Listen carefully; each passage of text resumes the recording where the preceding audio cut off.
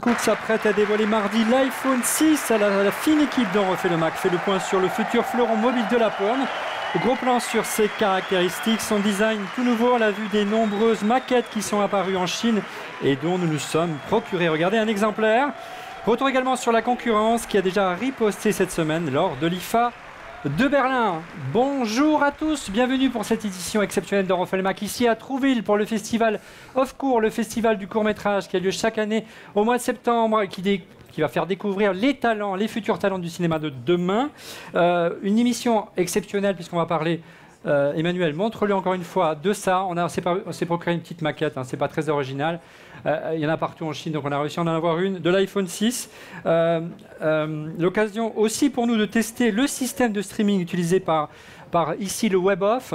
Ça s'appelle iDo et ça vous permet, si vous êtes sur le site de Refait le Mac, de réagir en direct. Donc n'hésitez pas à réagir en direct ou sur Twitter ou directement dans l'interface de la vidéo. C'est assez épatant. Voilà, c'est l'occasion en tout cas pour nous de faire le point sur l'iPhone 6. On sait que la semaine prochaine est un événement important pour Apple. Nous serons en direct dès 18h40, vous le savez, dans nos studios traditionnels à Paris. Soyez au rendez-vous. On sait que Tim Cook va monter sur scène pour présenter pas mal de nouveautés, notamment l'iPhone 6. On va parler essentiellement de ça aujourd'hui. Mais avant de revenir sur les pistes, sur le portrait robot de ce futur téléphone, je vous propose de vous présenter nos différents invités, à commencer par Fanny Bouton de fannysparty.com et de melty.fr. Bonjour Fanny. Alors, il me faudrait le retour du Hangout, s'il vous plaît. On n'a plus le retour. Voilà, ça va bien Fanny? Ça a marché tout à l'heure. On va continuer. Autre chroniqueur, autre habitué dans Refait le Mac, c'est Monsieur X, cette figure emblématique d'Apple, cet ancien responsable qui avance, comment dire, visage masqué. Bonjour Monsieur X. Obligé de me déguiser avec Google aujourd'hui parce que mon petit logiciel de cryptage iGlasses ne marche pas. Mais ça va pas empêcher de dire bonjour à Samuel. Je suis sûr qu'il est dans le coin, donc je lui fais une grosse bise. Alors Samuel, on va le présenter dans un instant. T'as vu, c'est dingue, hein, il faut monter une web TV pour qu'on arrive à se parler. Ouais, c'est dingue. Je suis très content. Voilà, je vous présenterai dans un instant Samuel, qui est l'organisateur de ce festival Off-Court, qui est la gentillesse de nous accueillir cette semaine. On va prendre son temps, on va se calmer un petit peu. On était speed avant le début de cette émission, on va essayer de prendre un peu de plaisir quand même. Autre habitué désormais dans Refait le Mac, c'est le Benjamin de cette émission, l'anthropologue dans Refait le Mac, c'est Paul Rony de mo5.com. Bonjour Paul. Bonjour Olivier, ça va? Mieux maintenant que je te vois. Bon, et Paul qui m'aide chaque semaine à préparer l'émission. Dans un instant, on essaiera de se connecter avec Cédric Ingrand de la chaîne Info, hein, qui revient tout juste de l'IFA et qui nous présentera les toutes dernières nouveautés qui seront à positionner en face de ce iPhone 6. Les ripostes est déjà là, alors même que l'iPhone n'est pas sorti. Et ici, en plateau, sur le WebOff d'Off-Court, à mes côtés, une figure que vous connaissez déjà dans On refait le Mac, c'est Emmanuel Pampuri. Bonjour Emmanuel. Salut Olivier. Alors en plus d'être le monsieur loyal ici à Off-Court, quelles sont tes nouvelles attributions? On a vu que tu avais lancé des nouveaux produits là, assez intéressants dans le domaine de la caméra et de la vidéo. Oui, on lance un produit assez révolutionnaire qui va permettre c'est une nouvelle façon de stabiliser l'image, que ce soit en vidéo et en hyperlapse, puisque c'est un truc un peu à la mode. Ça s'appelle SteadXP. Et on en parlera, les images. Je pense, un petit peu plus tard. Donc ça, on voit les images sans la stabilisation, c'est des images GoPro. Et dans quelques minutes, on va activer la stabilisation. Vous voyez comment c'est fluide. Au miracle. Voilà, c'est un petit boîtier. On va lancer une campagne de financement participatif d'ici quelques temps. On attend un peu les premiers retours de ces images qu'on a lancées sur Internet. Et on en parlera peut-être plus longuement tout à l'heure. Oui, je crois que tu as nous réservé un petit coup de cœur pour tout à l'heure. Et dernière personne qui est avec nous ici à Trouville, à Offcourt, c'est Samuel Prat. Bonjour Samuel, tu es l'organisateur de ce festival. Bonjour, tu peux nous dire Olivier. un petit mot sur Offcourt. D'abord, merci de nous accueillir, Pas de problème. comme chaque année. Alors, quelle est un petit peu la tendance de cette édition ? C'est la 15e surtout, donc la tendance reste la même. On essaye de faire quelque chose qui soit ouvert aux gens, festif et inventif. Écoute, on ne change pas la formule. On est un festival qui diffuse des films, qui diffuse de la musique et qui se double d'un marché du film. Ça, c'est pour la partie très professionnelle. Et puis là, au fond derrière, de laboratoires de création où des gens vont faire des films, des clips, de la musique, de la photo, des arts plastiques. Et c'est là le lien avec l'univers high-tech, on refait le Mac avec le Mac en général, puisque depuis très longtemps maintenant, 15 éditions. Mais c'est à cause de Monsieur X, au passage. Entre autres, C'est à du temps cause où il de- était c'est chez à cause Apple, de- c'est vrai, il vous a c'est à beaucoup cause aidé. de lui si on est devenu, malgré nous, des geeks. Voilà. Et effectivement, la Web Off, notre Web TV, c'est le dernier bébé des laboratoires. Voilà. C'est-à-dire qu'on a d'abord fait des films, puis de la musique, puis de la photo, puis des clips. Et puis à un moment, il nous est apparu évident de mettre en place cet outil. Alors c'est aussi parce que il y a des gens derrière là qui bossent pour une boîte qui s'appelle EV Corporate, et c'est ces gens qui nous ont amené la technologie à un moment, qui nous ont dit tiens, on a ça, on pourrait faire des conférences. J'ai dit non, ne nous limitons pas à des conférences, faisons carrément une télé 24/24. Alors, il y a un petit message sur Hangout, donc on va meubler, voilà, tout va bien. Et puis, originalité également de ce festival, c'est assez unique, c'est la possibilité également de produire, de réaliser des courts-métrages pendant le festival. Exactement, c'est ce dont je te parlais, les laboratoires de création. Voilà. En fait, toujours pareil, toujours à cause de Monsieur X. On a mis en place, et on a commencé par faire des petits films pendant le festival, et puis on s'est rencontrés, et puis on a mis en place peu à peu la technologie qui fait qu'aujourd'hui, les gens ont à peu près ce qui se fait de mieux pour réaliser des films. Il y a des très bons moyens de captation, Vous des êtes bien énormes... modeste, cher ami. À peu près, c'est pas à peu près. Non, C'est rien On est du beaucoup tout ou de rien, gens qui c'est comme filment pour les des directs vidéos dont on fait le avec Mac. des 55. Mais effectivement, on a des grosses caméras de Sony, on a du 4K, on a les derniers Mac Pro et les dernières grosses machines de chez Dell, et puis de plus en plus de partenaires qui se sont rajoutés à ça. Alors plein de petits détails technologiques qui intéressent bien les réalisateurs. Bien, merci Samuel en tout cas de nous avoir accueillis. Je ne sais pas si tu veux rester avec nous en tout cas. Je vais aller courir pour Voilà. préparer d'autres choses. Et je te resalue encore, Monsieur X. À très bientôt. Ah, il a fait un gros bisou. Alors, on enchaîne tout de suite sur le fait de la semaine. Vous le savez, donc c'est l'arrivée de l'iPhone 6. Une nouvelle rubrique dans cette émission, c'est le chiffre de la semaine. Paul, tu nous as réservé quelques images, quelques slides pour illustrer un chiffre assez étonnant concernant la production de l'iPhone, je crois. Et oui, parce que cette année, la production de l'iPhone atteindrait des sommets, puisqu'elle serait de 75 millions pour le prochain trimestre. C'est 25 millions de plus que lors du meilleur trimestre de vente de l'iPhone. Ouais. 75 millions, ouais. Donc c'est-à-dire en gros, d'une semaine à l'autre, d'une année à l'autre, ils augmentent de 3 à 4 millions. Le record, je crois que c'est autour des 47 millions. Hein. C'est bien ça l'année dernière, pour le trimestre de Noël, Paul. C'est 50 millions exactement, en gros. Et là, on passe quand même à 75. Ouais. Alors là, je me tourne vers Monsieur X. À votre avis, pourquoi un tel engouement c'est Wall Street Journal qui a sorti cette info. Pourquoi un tel engouement? Pourquoi une telle prise de risque de la part d'Apple avec 70 millions d'exemplaires? C'est beaucoup plus, il a dit Paul, plus de 25 millions en plus que d'ordinaire. Ça veut dire que ce futur iPhone qui est là, il a quelque chose en plus qui justifie qu'effectivement, il va faire un carton? On ne connaît pas encore les fonctionnalités officiellement, on va en parler. Olivier. Mais très certainement, la grosse nouveauté, ça va être un écran avec une taille plus large, ce qui est attendu depuis longtemps. Et puis, la rumeur aussi dit qu'il y aurait peut-être un deuxième modèle avec un écran plus petit. Donc, par rapport à l'iPhone actuel, on aura un iPhone plus grand, un iPhone plus petit. Et ces deux tailles d'écran qui correspondent sans doute à ce qu'attendent les clients justifieraient ces perspectives de production en très forte hausse. C'est-à-dire de s'aligner simplement sur ce que faisait la concurrence d'Android, à savoir des écrans plus grands, suffirait à Apple à retrouver une croissance beaucoup plus forte du temps où quasiment ils étaient seuls sur le marché? Ouais, ça c'est le premier point, et puis ça sera le premier lancement de l'iPhone aussi, où Apple va être capable de vendre son nouveau smartphone dans tous les pays du monde quasiment simultanément.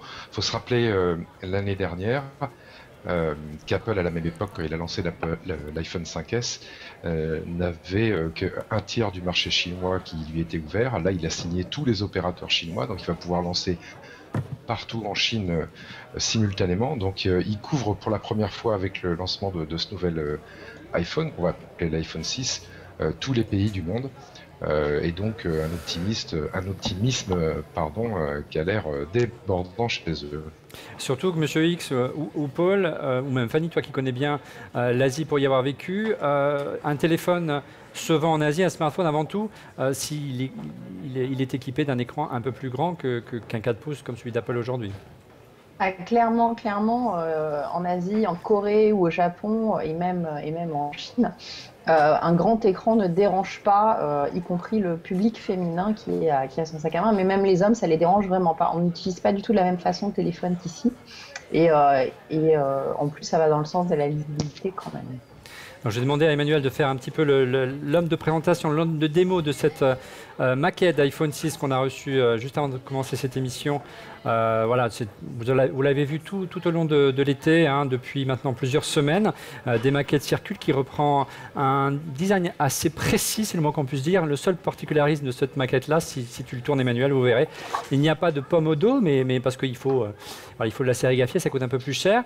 Alors le premier réflexe, le premier constat lorsqu'on regarde cette maquette, c'est que c'est une machine qui ressemble beaucoup, Paul, à ce qu'est aujourd'hui l'iPod Touch. On peut penser même que l'iPod Touch était quelque part un galop d'essai géant pour Apple pour tester ce process de fabrication, Paul. Oui, il ressemble énormément à l'iPod Touch. Les bords sont un tout petit peu plus arrondis, mais on a vraiment l'impression que oui, ça leur a servi de banc d'essai, étant donné que les chiffres de vente de l'iPod sont maintenant bien plus réduits que par le passé. Ils pouvaient se le permettre. Ouais. Voilà. Et le point vraiment qui fait que ça ressemble beaucoup à l'iPod Touch, c'est que si on peut regarder, Emmanuel, sur le capteur photo, un domaine que tu aimes beaucoup, voilà, c'est comme sur l'iPod Touch, vous voyez le capteur, il dépasse légèrement, ça montre la grande finesse de ce produit et qui laisse à penser que voilà, il y aura aussi une nouveauté question caméra, mais n'allons pas trop vite. Très rapidement, dès que l'iPhone est arrivé, du moins cette version-là, hein, est arrivée sur les réseaux sociaux, sur Twitter, sur Facebook, sur les sites de rumeurs, il y a une polémique, Emmanuel, avec les bandes, ces bandes en caoutchouc ici qui sont peintes sur cette maquette, qui sont pour la plupart, il la trouve disgracieuse. Alors c'est encore une fois une maquette, donc il arrivera en version finale avec un design, on espère, un peu plus léché, et c'est même certain. Qu'est-ce que vous en pensez? À quoi peut bien servir d'abord ces bandes? Paul, concrètement, ça sert à quoi? Alors que Cédric nous a rejoint. Bonjour Cédric. C'est les antennes en fait. Là où... Oui Cédric. Oui Paul, continue. Cédric. Vas-y Paul. C'est les antennes en fait concrètement. C'est-à-dire que les deux endroits où il y a ces bandes, derrière les antennes se situent derrière en fait. Voilà. Ce qui permet d'avoir deux antennes. Elles devraient être externes, tout comme depuis l'iPhone 4. Sauf que là, au lieu d'avoir une plaque de verre qui laissait passer les ondes, maintenant visiblement on aurait une autre matière où Apple se serait permis de faire un dos entièrement en alu, mais qui serait strié juste aux endroits de ces antennes. Ce serait suffisant pour faire passer les ondes. En tout cas, je salue donc Cédric qui est arrivé, dans un domaine qu'il connaît bien, puisque on parle d'Android également. Il y a d'autres constructeurs qui ont fait également ce choix-là. Emmanuel tient en main le dernier HTC M8 et on voit également qu'ici se trouvent des bandes, vous voyez, en caoutchouc et qui sont certainement également là pour officier le même rôle. Et on voit que c'est très réussi, en tout cas en termes de design. En préparant cette émission, Emmanuel a failli switcher de l'iPhone à HTC. Donc il est temps que l'iPhone 6 arrive. Si je n'avais pas racheté toutes mes applications, il y a longtemps que ça serait fait. Ouais. Alors on dit bonjour à Cédric. Comment ça va Cédric? Bien arrivé de l'IFA. Mais ça va formidable. Je suis content parce que la dernière fois la caméra c'était pas terrible. Je viens de rebrancher mon Chromebook Pixel et tout à coup c'est magnifique, quoi. Pas de prosélytisme Cédric, s'il vous plaît. C'est triste, hein, c'est triste. Un riche programme, je crois, pas mal d'annonces à l'IFA, Cédric, mais on en parlera après l'iPhone 6 si tu es d'accord. En deux mots de ce design qui ressemble beaucoup à l'iPod Touch, qui ressemble beaucoup au HTC M8, tu en penses quoi? Tu trouves ça plus original que ce que tu as vu auparavant? Est-ce que ça peut te faire revenir du côté, du non-côté obscur de la force? Revenir, ça je suis jamais parti bien loin. Hein. Je sais. Mais agent double. Agent double, oui, tu peux dire ça. Non, moi, peut-être que la chose, parce que le design en lui-même, j'avoue, est bon. Oui, enfin, c'est-à-dire que voilà, il n'y a pas d'immense prise. Moi qui travaille tout le temps avec un iPod Touch pour faire du son, voilà, ça ressemble à des choses qu'on connaît déjà. En revanche, l'éventualité d'un modèle 5 pouces et demi, ça me parle parce que c'est vrai que c'est le truc où le fossé s'était creusé entre l'iPhone et les machines Android, même la taille d'écran, où tout à coup, tu vois, je sais pas, quand un G3 comme ici d'LG, qui fait combien? Il fait 5 pouces, la base. Quand tu vois le 5 pouces 7 du Galaxy Note, quand tu vois, etc. Même le passage à 4 pouces de l'iPhone, c'était pas suffisant. Pas encore ça. C'était pas, c'est pas que c'était pas suffisant, mais que ça souffrait pas la comparaison. Moi, je me faisais la réflexion hier. Hier, je lisais un PDF scanné en plein écran sur ce téléphone. Ça passait. Bon, je dis pas que c'était un apport de lecture extraordinaire, tu vois, c'était un Kindle pour lire un roman, mais je lisais sans avoir besoin de zoomer. Ça, je pourrais le faire sur un iPhone, sauf justement s'il arrive un iPhone 5 pouces 5, où là, tout à coup, ça deviendrait, ça deviendrait jouable, et ce serait une autre machine, ce serait rigolo. Alors, l'autre inconnu concernant l'arrivée de l'iPhone 6, bien que beaucoup de rumeurs, beaucoup de composants sont arrivés sur les sites de rumeurs, on ne sait pas encore concrètement ce que... Pardon, je perds mon fil. Concernant la matière qui va recouvrir l'écran de cet iPhone, alors, on a entendu tout et son contraire, Paul, je crois, à la fois du Gorilla Glass, donc du verre, comme on l'avait sur les générations précédentes d'iPhone et sur la plupart des téléphones du monde entier, et puis une nouvelle matière, le saphir synthétique.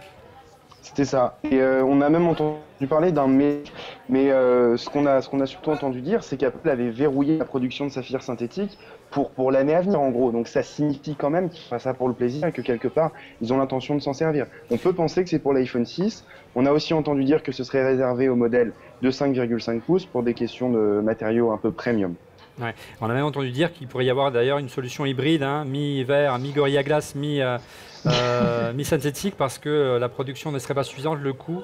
Il fallait assurer ça et on monte progressivement, sachant qu'ils ont testé un petit peu la production de saphir synthétique tout au long de l'année avec la fameuse touche Touch ID qui n'est pas encore sur cet iPad mais qui devrait l'être bientôt, croyez-moi, et qui était donc la grande nouveauté de l'iPhone 5S. Parlons de l'écran justement. Une chose qu'on peut voir, qu'on peut vérifier sur cette maquette, mais encore une fois, vous le savez, les maquettes, des fois on peut avoir des surprises, c'est que, comme tu le disais Cédric, ils ont fait un gros effort au niveau du bord. Le bord vraiment est à l'extrême limite, l'écran est à l'extrême limite du bord, il n'y a plus la bande noire comme on avait auparavant, et ça c'est plutôt heureux, et ce que tu me montrais sur le LG G3, c'était une grande amélioration dans le monde, notamment dans le monde Android. Cédric. C'était après ce qu'on avait vu de mieux. Alors maintenant on a vu des choses, je crois que c'est pour le Japon, mais ils vont sortir aux États-Unis aussi, qui ont fait un téléphone dont le nom m'échappe, mais là, ça s'appelle le bezel, c'est-à-dire la petite zone qui est entre le bout de l'écran et le bout de l'appareil, est vraiment d'une finesse incroyable. La chose sur laquelle on gagne, ça permet de gagner de la taille d'écran sans faire grandir son appareil. Oui, de fait. Alors, il y a quand même une chose, c'est que sur que tu as en main, j'imagine, et que moi j'ai vu à Berlin, de l'iPhone 6, il y en a partout. Il y a un effet de relief sur le verre. Oui. Non, c'est pas tellement qu'il n'y en a pas. Il y a un effet de relief sur le verre. Ce qu'on avait vu par exemple je sais pas si on le sur voit, le Nokia 1030, et on voit la dernière génération de Galaxy Note, le Galaxy Note 4 qui nous a été montré cette semaine. C'est ce qu'ils appellent du verre en 2,5D, c'est-à-dire avec une espèce de dimension en plus, un verre qui ne serait pas absolument plat, et ça fait une espèce de petit effet relief. C'est ce qu'on voyait au Cup. Est-ce que c'est vrai, on verra sur l'appareil. Ouais, non, Cédric, je vous assure, il est à jeun, il n'a pas bu, c'est juste en garde qui a des petits soucis de connexion. On va le reprendre dans un instant, mais effectivement, et puis vous remarquez une chose qui est quand même qui est très, très inspirée du monde Android, il faut le dire, quand on le note, c'est qu'il y a ce fameux bouton de mise en veille pour éteindre l'écran qui est désormais sur le côté et non plus sur le sommet, comme c'était le cas sur l'iPad et sur toutes les générations d'iPhone. Fanny, est-ce qu'on a des petites questions Twitter déjà ou je continue?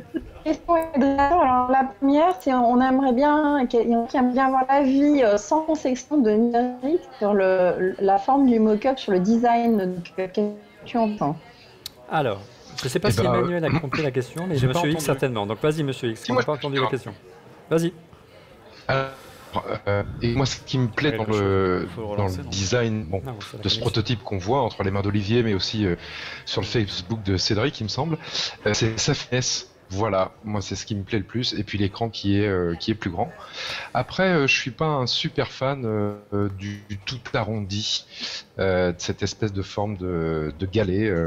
Bon, voilà, moi j'aime bien un petit peu les ports saillants, mais on est vraiment dans les goûts et les couleurs.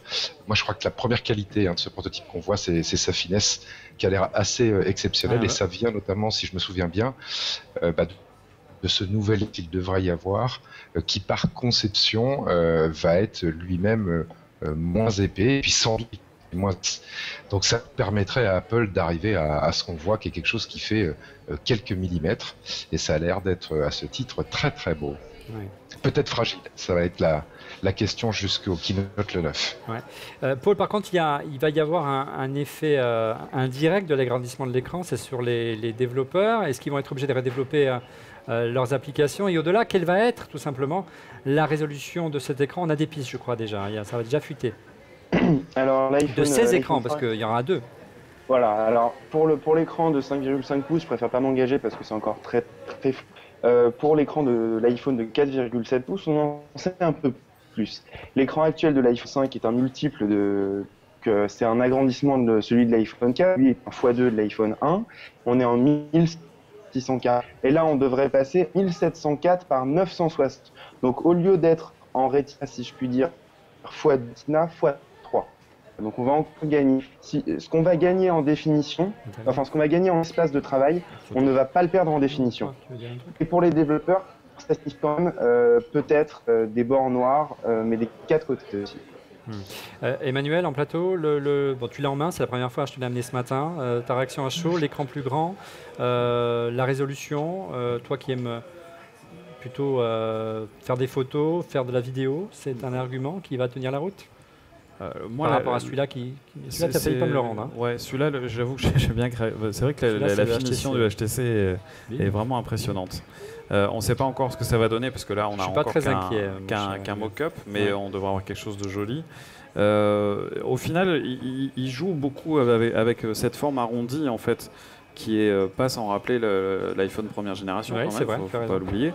Mais en termes de finesse, quand on les met côte à côte, l'arrondi donne cette impression de finesse, mais on est vraiment dans le domaine de, si on les met vraiment côte à côte et qu'on tient compte de toute l'épaisseur au-delà de l'arrondi, on n'est pas si loin quand même. Ouais. C'est plus. On se bat pas avec une raclette dans la poche. Quoi, non, ouais, ça c'est voilà. Après, moi, je trouve que c'est au niveau de la taille, si réellement ça correspond à la maquette qu'on a.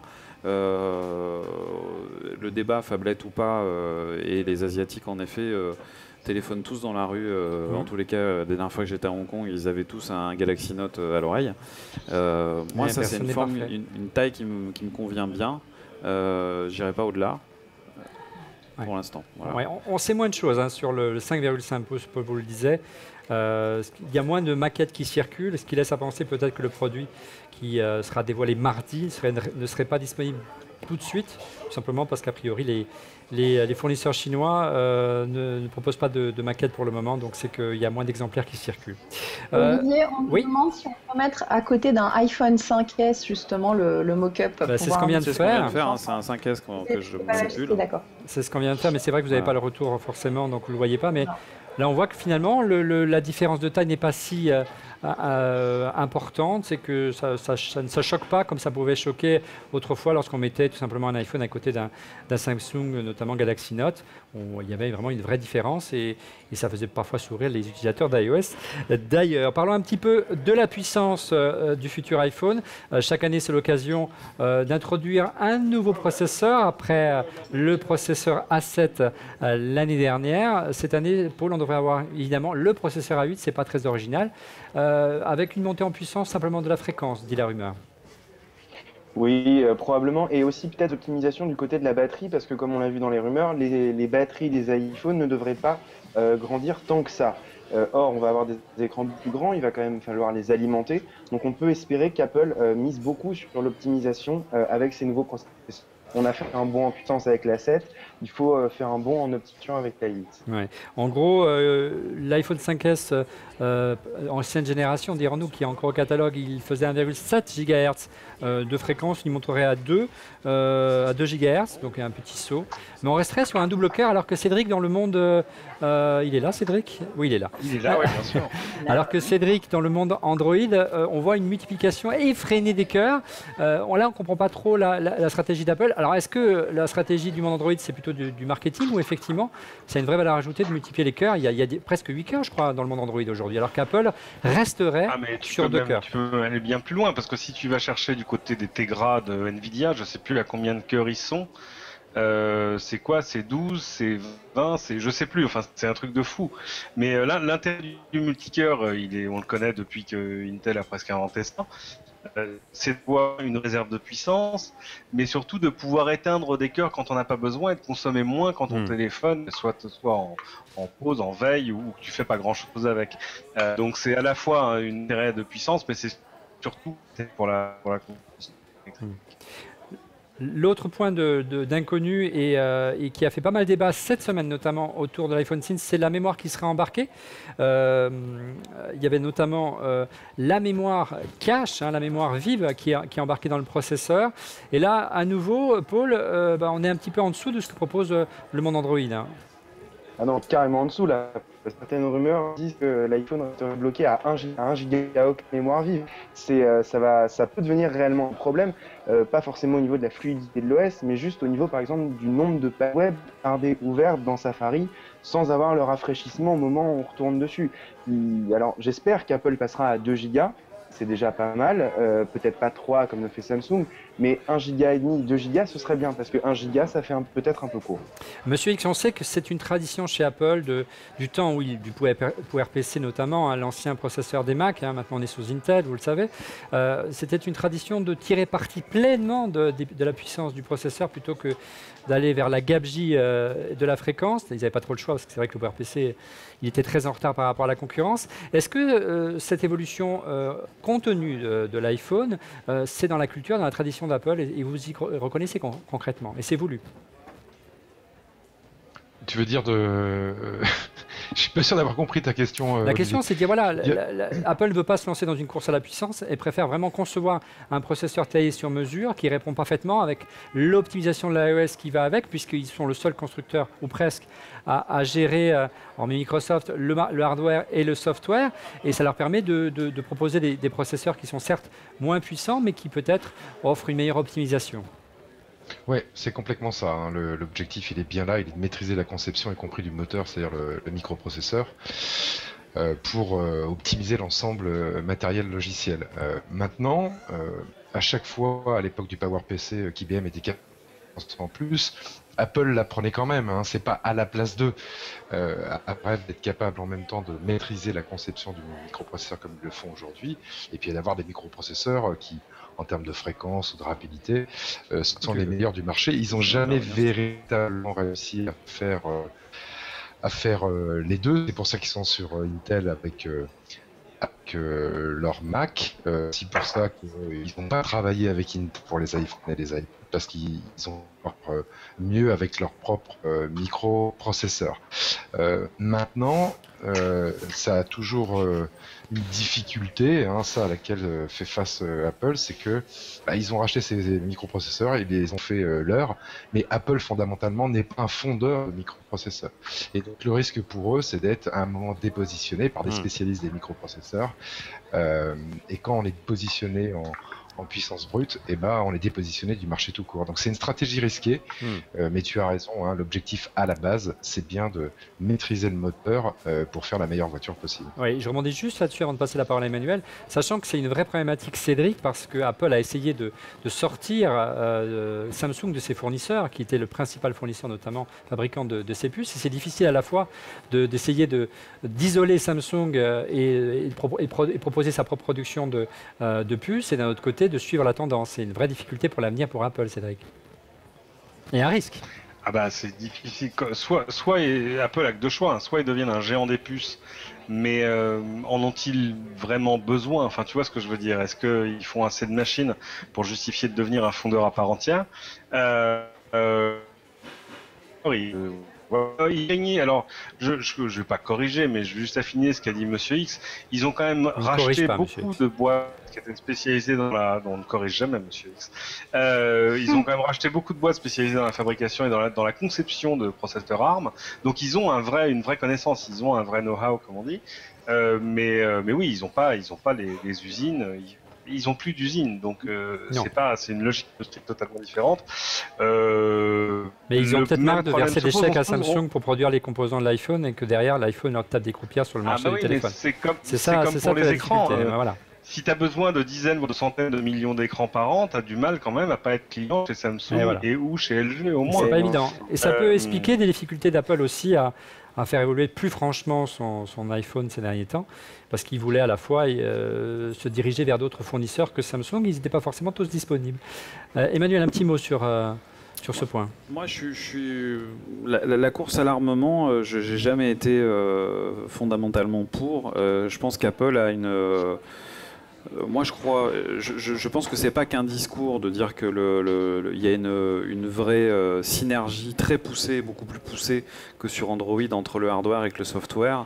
Et la preuve en est, c'est les MacBook Air première génération n'étaient pas forcément très bien dotés en RAM. Ouais. Et avec l'arrivée du SSD et tout ça, et là on a un accès direct quand même à la mémoire flash qui est très très rapide. Je pense pas qu'on ait besoin systématiquement de passer à du 8 cœurs sur un téléphone.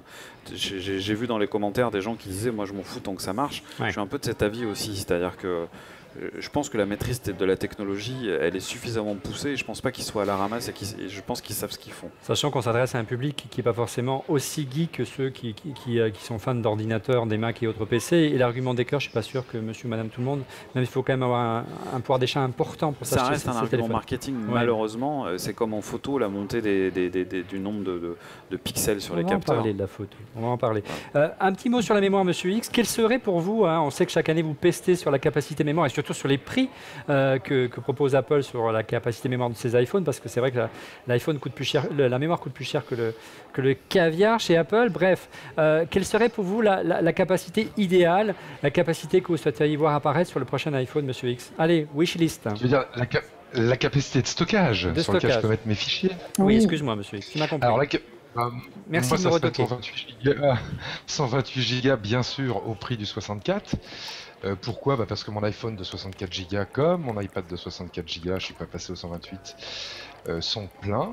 Donc plus, oui, moi je pense que abondance de biens en la matière ne nuit pas. Mais surtout, ce que je voudrais en matière de stockage, c'est qu'enfin Apple nous permette d'utiliser ces 64 ou 128 Go qu'on paye une fortune, comme place de stockage libre. Ouais. Que je puisse me servir comme un disque dur de transport. Ouais. Et ça fait quand même 10 ans, 15 ans qu'on le réclame. Monsieur, ça serait... mais c'est pas possible. On peut pas vous laisser dire des bêtises. Non, mais tu connais le concept de la prédiction foireuse de Monsieur X. La clé USB, est-ce que tu connais la clé USB 128 Go au prix de 64 et tu veux pas... Tu veux pas même arrêter un explorateur de fichiers aussi directement. Pourquoi pas. Bon, avançons. On va parler... Non, si vous voulez blasphémer, allons-y jusqu'au bout. Tu veux pas un emplacement micro SD aussi? Non. Le simple fait que ce soit un disque dur transportable, ça me plairait. Non, mais sérieusement, c'est vraiment une dans le pied et vraiment une option, on va dire, d'usage et de scénario d'usage dans les produits Apple qui est nul, quoi. Voilà. Donc libérer l'espace de stockage qu'on achète, monsieur Tim Cook. Bien. On va passer à la photo. Je me tourne notre spécialiste de la photo et de la vidéo, Emmanuel. On n'avait pas eu déjà d'évolution importante l'année dernière en matière de résolution. Tu l'avais dit, Apple a stoppé la course à la résolution. On était autour de 8 mégapixels l'année dernière. Ouais. Là, on passerait à 13. C'est ce que c'est les rumeurs parlent de 13 millions de pixels. La course aux mégapixels, je suis fondamentalement contre. Après, s'ils augmentent la taille, par contre, du capteur, ça peut devenir intéressant. Là, il y a de la place. Et là, il y a de la place, en effet. Ce serait plutôt la piste retenue. Ouais. Le truc qui peut être intéressant dans les dernières rumeurs qui circulent, c'est qu'il y aurait peut-être un stabilisateur optique à l'intérieur de ce petit appendice, cette petite verrue, comme certains l'appellent. Optique.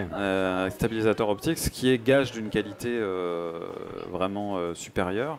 Voilà, pour moi, c'est vrai que l'appareil photo de l'iPhone a toujours été un plus par rapport à la concurrence et que j'en ai pas grand chose à faire d'avoir 41 millions de pixels.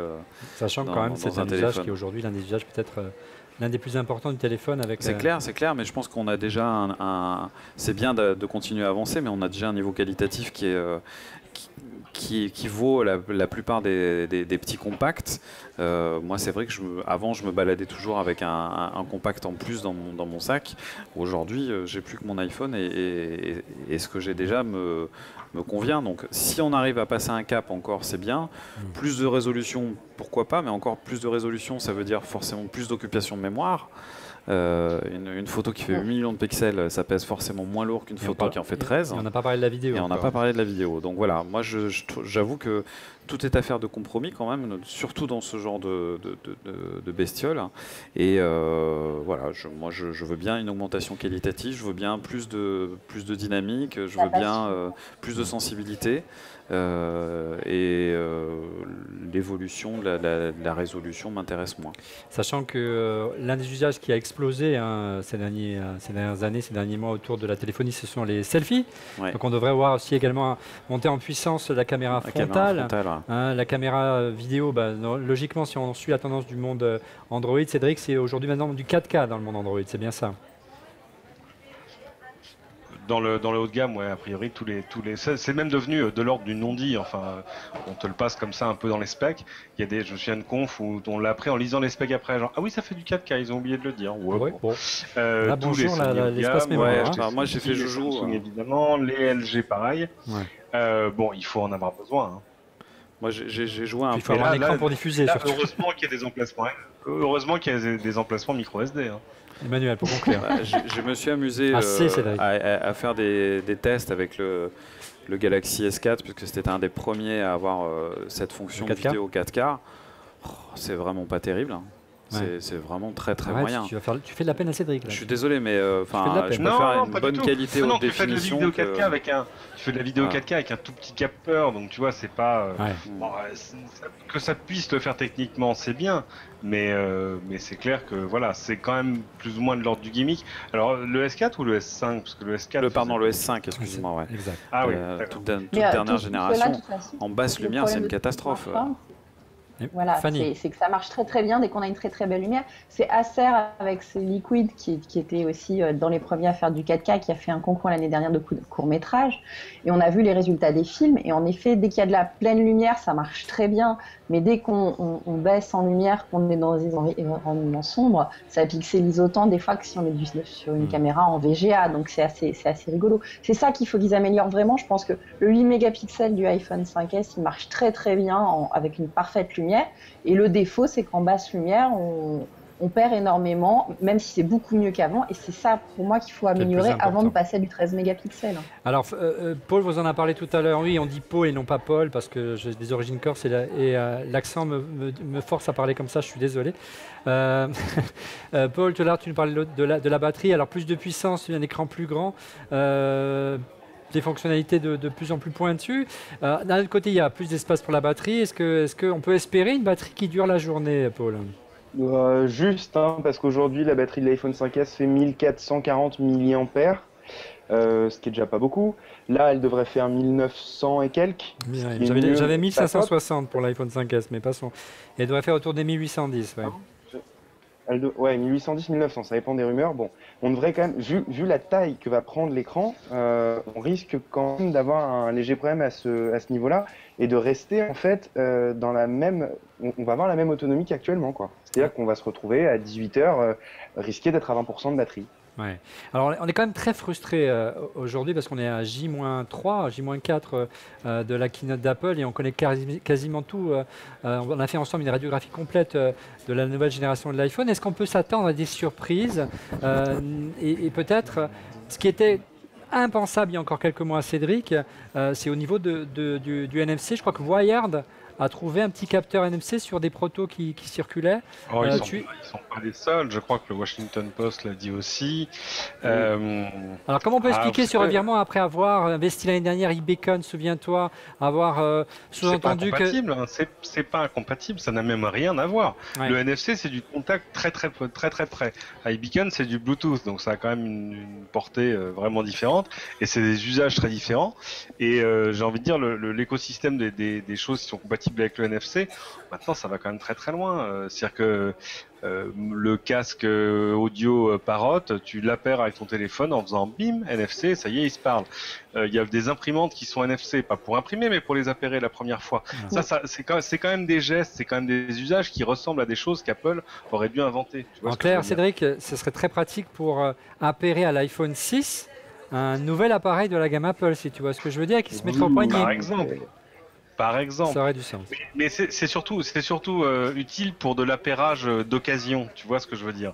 Pour des choses que tu vas utiliser une ou deux fois, parce que voilà, si c'est pour le connecter à, je sais pas, ton casque Bluetooth habituel, là ça va, tu peux les présenter, tu peux faire l'appairage à la papa, j'ai envie de dire.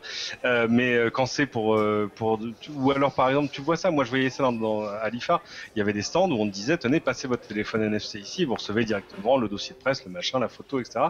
Bing, ça marche. Voilà, pour ce genre de choses, le NFC. Et c'est ce que je disais à peu près depuis le début quand on parlait du NFC et du fait qu'on n'en trouvait pas sur iPhone.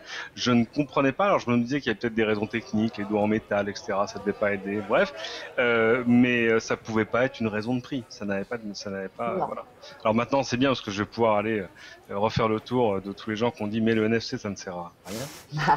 Ça ne marchera jamais. Je crois bien. Ça, voilà. Je crois bien. Et en disant mais c'est pas possible parce que regarde par exemple. Je pense qu'on n'y arrive pas, mais moi, à chaque fois que je vois un terminateur bleu, ils sont tous NFC. Il y a besoin de, tous les gens qui ont mis à jour leur terminal 2 ou 3 dernières années, même si eux ne le réalisent pas, il est NFC. Et on a une conférence internationale à Marseille fin septembre sur justement le NFC qui est dédié que à ça. Et il y a tous les grands acteurs, Visa, des opérateurs comme Orange. Et il y a beaucoup de monde qui sera présent. Ouais. Autre surprise qu'on peut s'attendre, Monsieur X, même si elle a déjà été éventée lors de la WWDC en juin dernier, nous y étions, c'est le système de téléphonie en Wi-Fi via le réseau 4G. Alors, le système de téléphone. Alors, vous allez l'expliquer parce que j'arrive pas. Déjà la semaine dernière, on s'est emmêlé les pinceaux avec Cédric entre le mode 3G et le mode 4G. Quelle est cette vraie avancée qu'on a entendu parler chez les opérateurs qui permettrait de téléphoner via son forfait data en 4G au lieu d'utiliser la téléphonie 3G, puisque quand vous téléphonez, votre téléphone bascule de la 4G à la 3G. Monsieur X. Alors, tout bêtement, aujourd'hui, quand tu as un téléphone 4G et que tu passes un appel téléphonique, la voix, en fait, ton téléphone n'utilise pas la 4G. Il utilise la 3G. Alors, d'un point de vue de l'utilisateur, si le réseau est bien fait, le téléphone est bien fait, ça pose pas un véritable problème. Bon, les soucis qu'il peut y avoir, c'est que il peut y avoir des temps de bascule entre le réseau 4G et le réseau 3G qui sont assez longs, voire dans certains cas, tu es en train de télécharger une appli en 4G et puis tu ne reçois pas un appel de téléphone. Donc ça serait quand même plus simple de pouvoir sur la 4G non seulement passer les données Internet, mais aussi la voix. C'est ce qu'on appelle dans le jargon la voix sur la 4G, ou si on prend le standard américain LTE, la voix sur le LTE ou Voice over LTE. Donc, l'iPhone va sortir le 9 septembre, en tous les cas être annoncé le 9 septembre, devra être capable de passer la voix sur la 4G, ce qui sera quand même plus simple au niveau de la gestion des réseaux, il devrait y avoir moins d'erreurs, moins de bugs, et puis à partir du moment où la voix passe sur la 4G, qui est le réseau data, tu peux imaginer ne plus avoir dans ton forfait téléphonique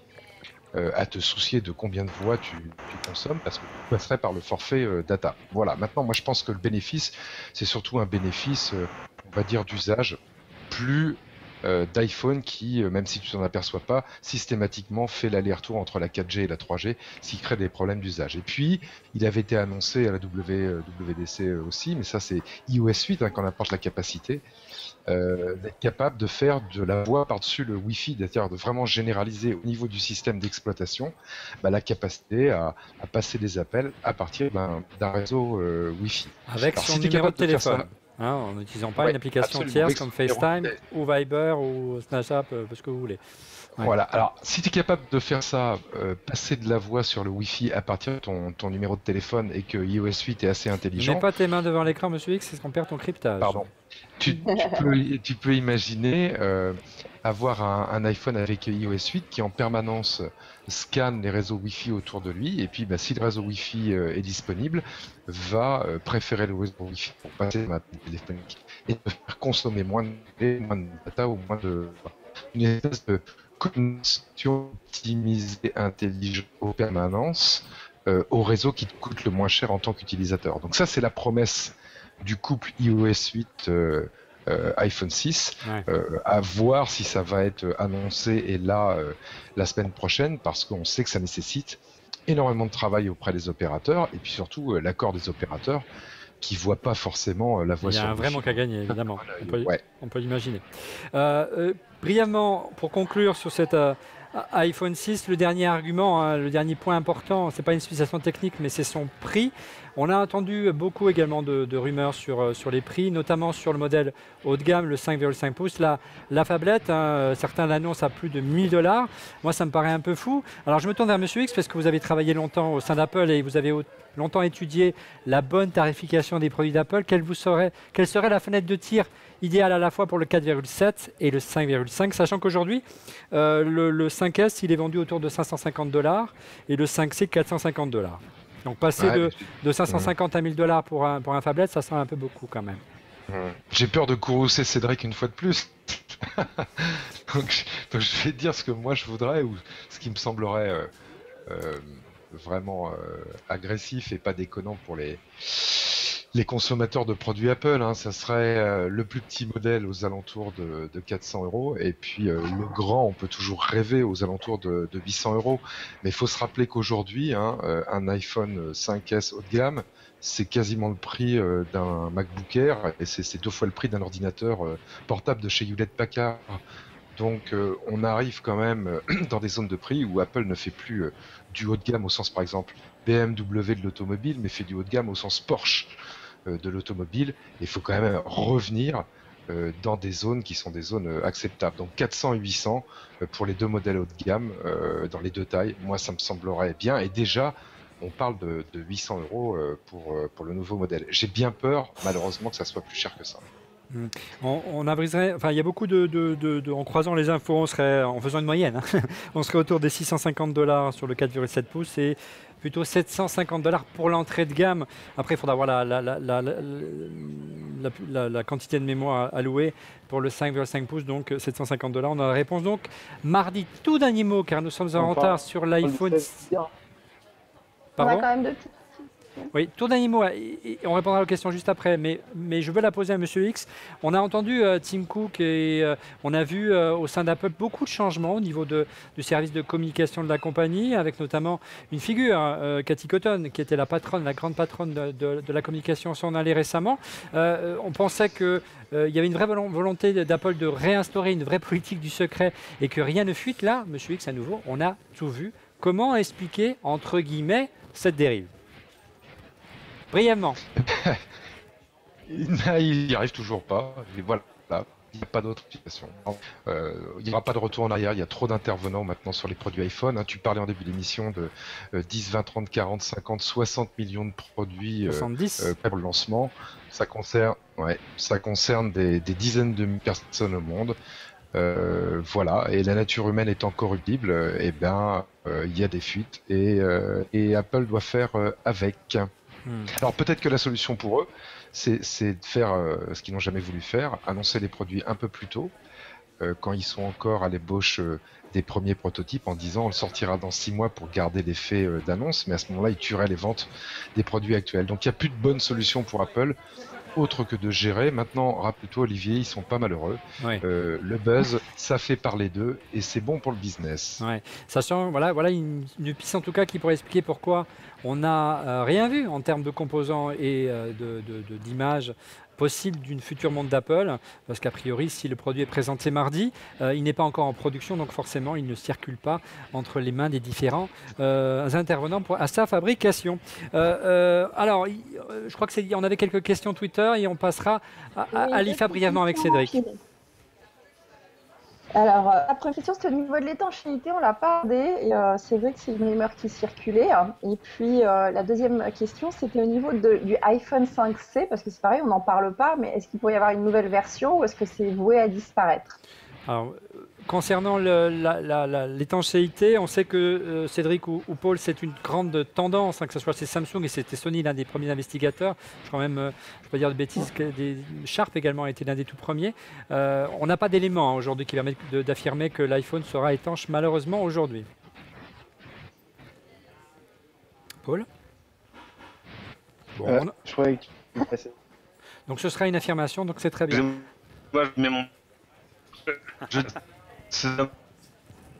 pas faire un étanche aujourd'hui sur la critique chose, mais je suis et très faire tomber ce téléphone dans un beau que voilà, ce serait quand même un business client.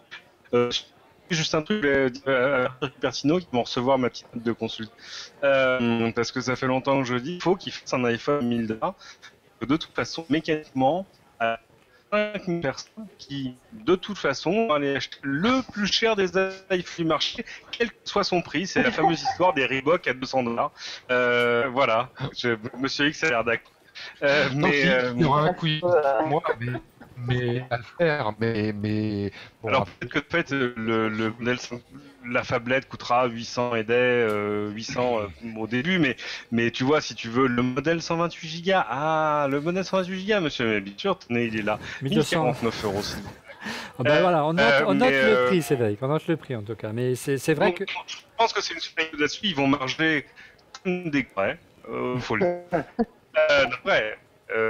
Quoi, le 64 Go de mémoire, on va arrêter de se dire. Ils marchent déjà comme des gourets. 39% de marge, Cédric, déjà. Donc, qui dit mieux Mais ouais, mais là, ils vont comme aurait dit Édouard Leclerc, ils vont super marger. Ouais. Donc ils ont raison de le faire parce que c'est le truc qu'ils font mieux que personne. Donc quand c'est faire un mieux que personne, il faut pousser son avantage. Alors tu as pris la parole Samsung. Cédric, c'est freudien. Tu vas la garder parce que non. Tu reviens tout juste de l'IFA de Berlin qui a été l'occasion pour les concurrents d'Apple, allez on avance, de dévoiler, de déjà dégainer les concurrents potentiels de l'iPhone 6. Il n'est pas là, il y a déjà la riposte qui est arrivée, notamment du côté de Samsung, je crois.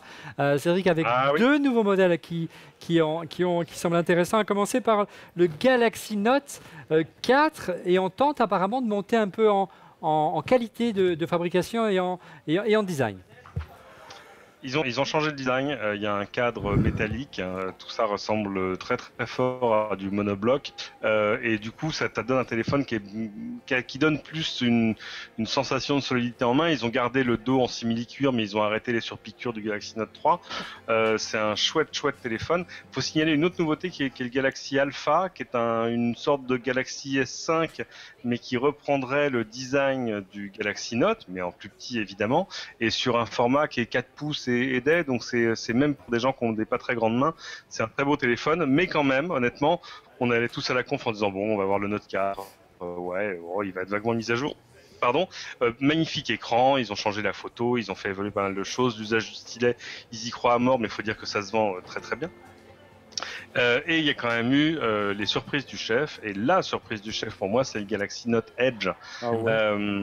Qui est une chose absolument incroyable, c'est-à-dire c'est ce truc à l'écran qui part en biseau comme ça vers la fin, mais où l'affichage continue, et sur le côté duquel tu as donc une bande d'affichage à laquelle tu peux assigner des fonctions différentes, que ce soit des raccourcis vers tes applications préférées, des notifications de réseaux sociaux, ton réveil par exemple. Oui, parce qu'évidemment quand tu regardes ton téléphone comme ça sur ta table de nuit, là tu verrais ce qui est écrit, ça peut être un news sticker de tes actions au Nasdaq, etc.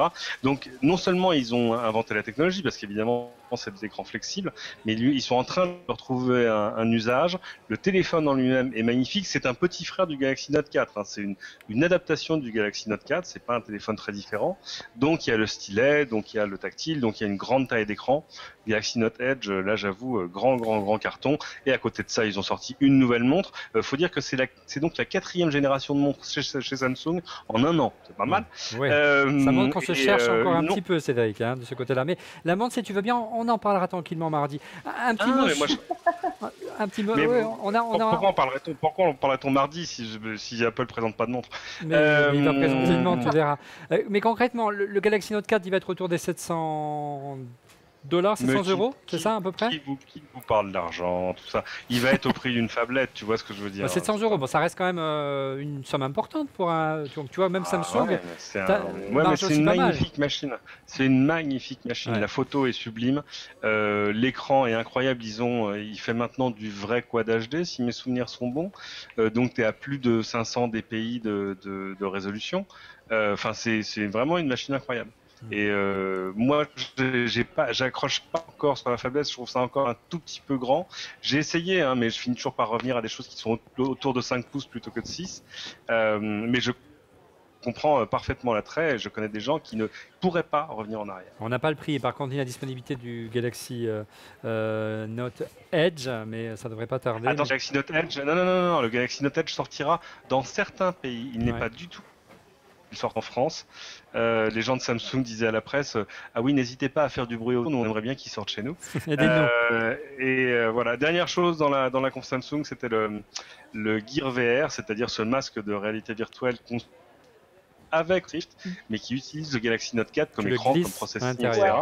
Et du coup, on a eu le droit à la montée sur scène de John Carmack, tu vois, cofondateur d'Oculus Rift et auteur de Doom, de Quake, etc. Donc, à peu près légende vivante, si tu veux, qui nous a expliqué qu'ils avaient bossé pour faire des choses qu'on fait pas normalement avec les téléphones, c'est-à-dire synchroniser plein de trucs sur les signaux, parce qu'évidemment, ça veut dire que vu qu'on fait de la 3D, il faut que la synchro soit parfaite, mais même les applications vont pouvoir contrôler directement la fréquence du processeur du téléphone, éviter le power save, etc. Bon, c'est voilà, très joli jouet.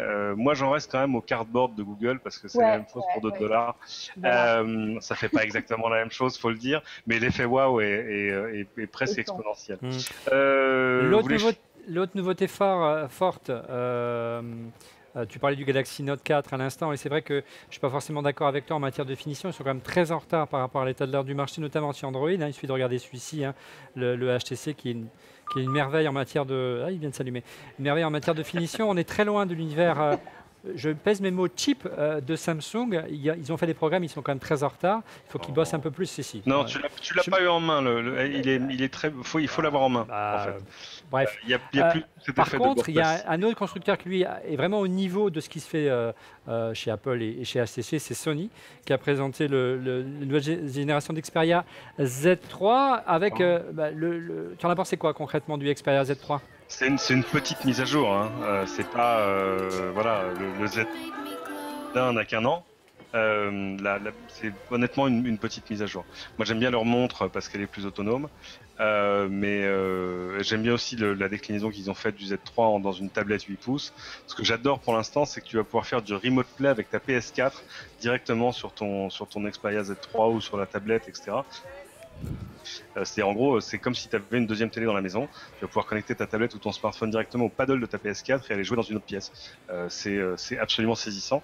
Mais non, je suis pas d'accord. Hein. Sur les aspects de qualité, il faudrait que tu aies le Gear Alpha. Quand on l'aura en main, on le compare à l'iPhone 6. Voilà. Hein dernière chose, la montre, hein, parce qu'ils ont fait une chose différente, mais tu vas vouloir. Il insiste. Tu ne vraiment pas parler des montres. Non, on en parlera mardi. Énorme actu. Quoi. Il y en on avait en parle mardi des montres. Voilà, on en fera une heure. La montre Motorola, c'est une tuerie absolue. Ouais. La montre Motorola, c'est. On en parle mardi, on est déjà en retard, donc on reste sur les téléphones cette semaine. Allez, on commande sur Amazon, vas-y. Ouais. Un petit mot du monde Windows Phone. Tous les visiteurs de Google I.O. y ont droit, donc si tu veux. S'il vous plaît, un petit mot sur Windows Phone et du côté de Microsoft. Il y a eu des annonces récemment qui pourraient donc rivaliser avec des phablettes à la pomme ou des phablettes de chez Samsung. Il y avait le 1320, qui était déjà une vraie phablette. C'est le 1230 ou le 13, je me souviens plus comment il s'appelle. Il y avait le 925, je crois, le Lumia 925 qui a été présenté récemment, c'est ça? Là, j'avoue que mon expertise sur Nokia est pas terrible pour cette semaine parce que j'ai pas pu aller à la conf Microsoft. Moi, je l'ai vu, le Nokia. Alors, Fanny, tu en as pensé quoi pour conclure? Écoute, le Nokia. Les finitions, très très beaux produits. Les finitions sont excellentes. L'appareil photo, si vous l'avez vu, c'est du 20 mégapixels. Ils sont amusés à faire des photos comparatives avec le iPhone 5S en basse lumière. Pour le coup, ça marchait plutôt bien, mais j'attends de faire mes tests moi-même et puis on verra par rapport au capteur du 6. Ouais. Forcément, il compare avec l'ancienne génération. Et après, le truc sympa, c'est que tu as la coque interchangeable, tu peux changer la couleur comme tu veux. Il se recharge par induction sans avoir de cover supplémentaire et ça aussi, c'est vachement sympa. Voilà. Ouais. C'est une très belle finition. En tout cas aussi, Nokia continue à vraiment faire de belles choses et ce qui reste son épine dans le pied, on va dire, c'est toujours son OS, hein, puisque c'est du Windows 8, pas du Windows Phone.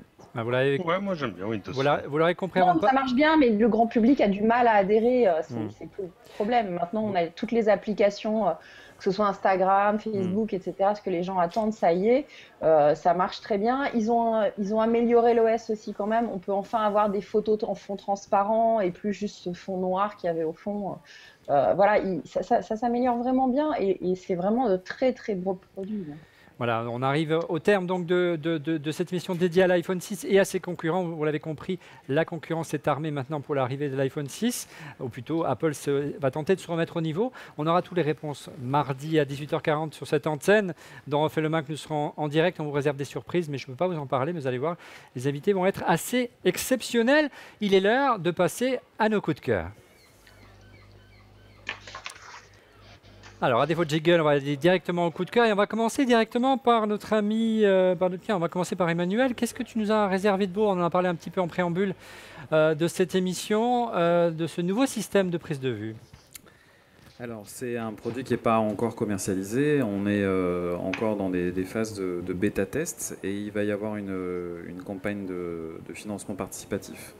J'ai eu la chance et l'extrême honneur d'avoir un coup de fil assez étonnant il y a maintenant quelques semaines d'un jeune ingénieur basé à Grenoble qui s'appelle Adrien Farrugia et qui m'a sollicité pour l'aider à lancer donc un nouveau produit qui permet de stabiliser les images d'une nouvelle manière. C'est-à-dire que jusqu'à présent, on avait des systèmes de stabilisateurs sous forme de Steadicam avec des bras articulés, des systèmes de compensation de mouvements mécaniques.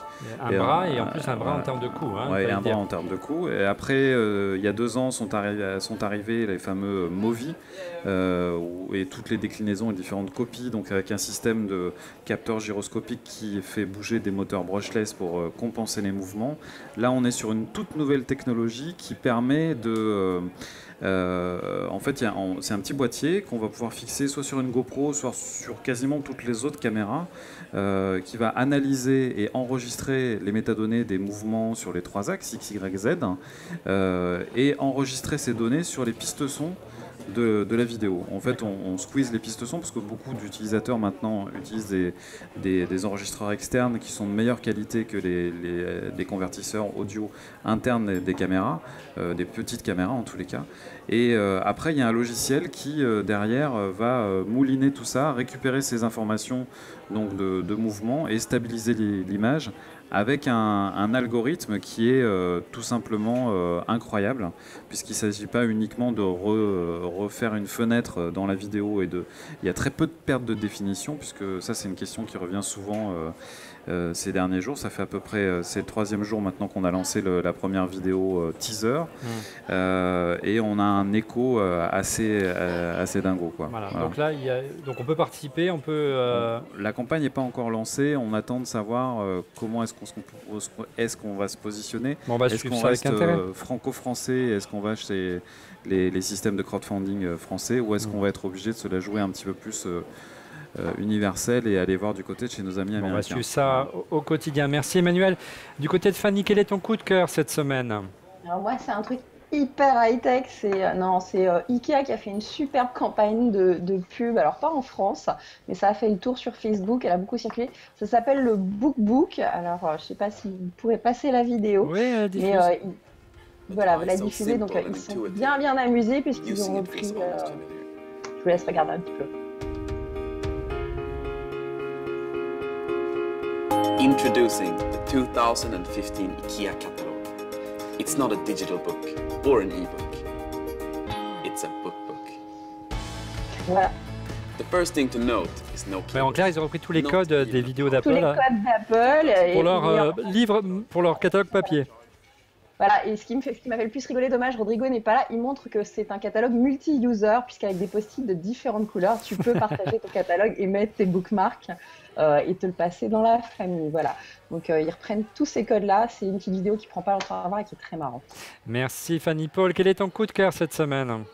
Moi, c'est ce que j'ai appris dans un article, c'est que c'est Steve Ballmer qui a rédigé le Blue Screen of Death, et ça m'a fait beaucoup rire.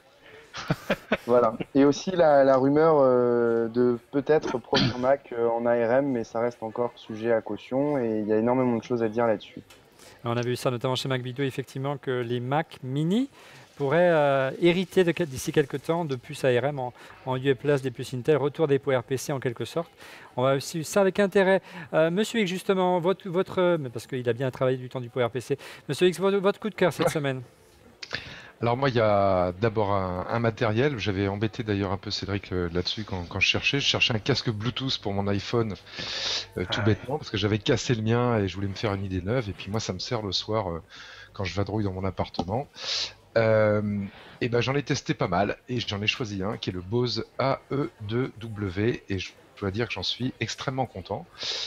Pourquoi je l'ai choisi par rapport à d'autres solutions, notamment comme le Parrot, hein, j'aurais bien acheté français entre guillemets. Ouais. C'est surtout le poids du Bose, du AE2W, extrêmement léger et donc il n'y a pas du tout de fatigue avec ce casque où on se sent pas pressé ni sur les oreilles ni sur le crâne, et puis la durée de batterie est très très appréciable. Moi c'est en fonction de ce que je fais entre 6 et 8 heures. Voilà, il est un petit peu cher, hein, 249 €, mais c'est un vrai bon produit. Et puis la qualité, bon c'est peut-être pas le mieux, mais Bose, on est sûr de pas faire un impair en achetant ce produit. Donc un bon fondamental des accessoires à avoir avec ce nouveau casque de chez Bose.